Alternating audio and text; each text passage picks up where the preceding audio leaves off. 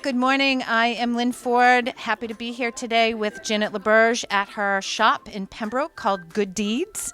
Nice and tan back from Florida, and back in action working again. Pleased today that Janet is going to be sharing with us. You've seen Janet before at some of our events at Linden Ponds, but we're thrilled to be here today to look at her shop that she's got here, part of Dirty Deeds and Good Deeds. Janet, can you share with us really what it's all about? Okay. Well, I started Dirty Deeds 12 years ago, and it's a full-service clean-out company. We work with Linden Ponds, so when people are there and they have too much stuff, they call us up, or if a relative has passed there and nobody wants their stuff, they call us up. We pull the things out.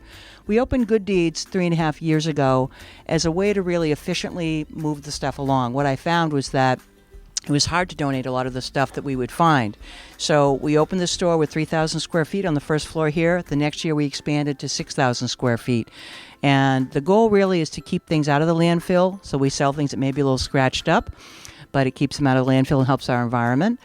We sell things at a really reasonable price, which helps the people that are buying it.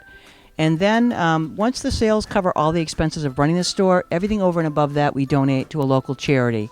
And I'm proud to say that in the 3.5 years we've been doing it, we've given away just about $70,000 to local charities. And I see this month, Good Deeds, this month's donation is going to The Prayers for Charlotte. They are having a road race this Sunday, actually. Charlotte Kelly is a little girl who was diagnosed with neuroblastoma at the age of 3, got treatment, and passed away at the age of 5. And her mom, rather than fold up her tents, like I think most people would if they buried their child, decided to do a fundraiser for her to put a little bit of something on a playground in Braintree. They did that and then some. In the 5 years that they've been doing this, it's all volunteers. They've raised $175,000, which they give directly to neuroblastoma research, which there isn't a cure for yet, and also to families that need help. So they're a great, great organization, and we're very pleased to help them again this year. So as Janet mentioned, every month what goes above and beyond her costs here and whatnot over the years have gone to a variety of different charity types of organizations. Can you give us an example of some of the others? Sure. Lately we've focused a lot more on food, and we've given to the Pembroke Food Pantry, the Firehouse Food Pantry, the Hanson Food Pantry, and the Marshfield Food Pantry. But we've also in the past helped out more artistic type endeavors. We've given to the Philharmonic in Plymouth. We've given to the Talking Information Center, which is out of Marshfield, and they do reading for people that are blind or visually impaired. We have given to the Military Support Group here in Pembroke. We've given to the Pembroke Historical Society, the Pembroke Watershed Society, the James Library, Sowing Seeds in Marshfield, Bay State Human Services. We always give to Dove, which is domestic violence ended out of Quincy. It's not a small charity like we normally give to, but if you know somebody who is afraid to go to sleep at night and is unsafe in their own home, that's a very important charity, and so we always give to them. So those are some of those that we give to. So Janet, can you share with us, how does it all work? If someone is working with us at Linden Ponds and you go and visit them and find that they've got some things that might be worthy of coming to the shop, some things that might be worthy of disposal, how does it all work if someone were to have you over for kind of an estimate and consultation? Either myself, my team leader, would come over to give an estimate. The estimates are free. And basically what we're looking to do is to walk through your home with you and have you identify, yeah, I can't bring that with me, that's not going to fit. My nephew might take that. That I'm going to try to sell in a yard sale. So I know that the day that we come, there may be a few things that I put question marks on that may be gone, may be still there because they didn't sell or the nephew didn't show up or somebody had a truck that broke down that day or something.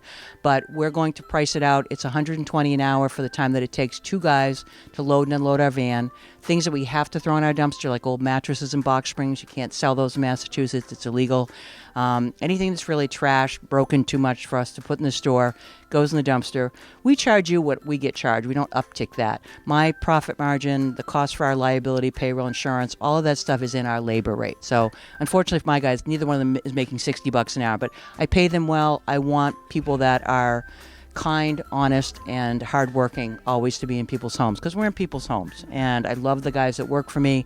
The only other fee is mileage, which is $1 a mile MapQuest from where we are here to your location in return, and that covers the cost of the vehicle, purchase, repair, and gas. So that's basically how we do our rates. It's different than most junk removal companies. Most of them do a how much it fits up in the truck, and I find that's really to the benefit of the junk removal company and not the folks that we're working with. Because if you have strong grandkids and they want to box things up and have it in the garage and ready to go, that will save you money. Again, I just wanted to point out to our folks that what Janet does is really kind of a giving back method or type of opportunity for folks. So a little bit different from consigning shops and donation locations.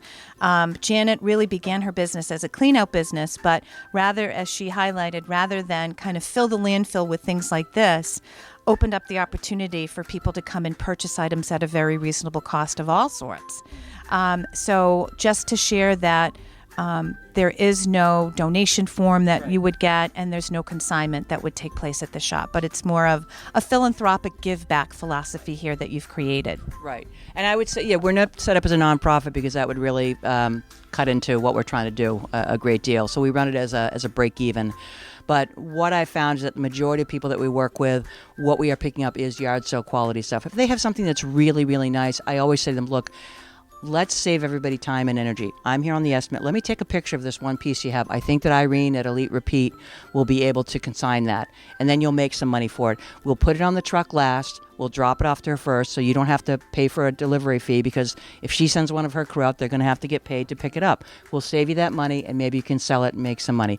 But I'm going to take the picture of it while I'm there and email it to Irene and get her yay or nay on it. That way she also doesn't have to go out. You don't have to spend time with another person looking at your stuff.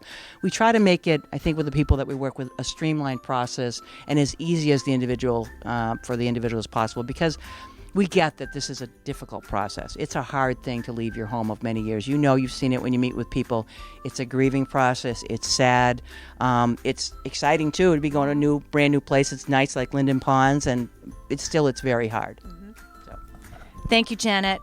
I am here again with Janet LaBerge of Dirty Deeds and Good Deeds, and I thank you very much for letting us come to your location today and take a peek at what sorts of things you can help our folks with during their downsize process. We're happy that we were here today. Thank you, everyone, and we'll see you very soon.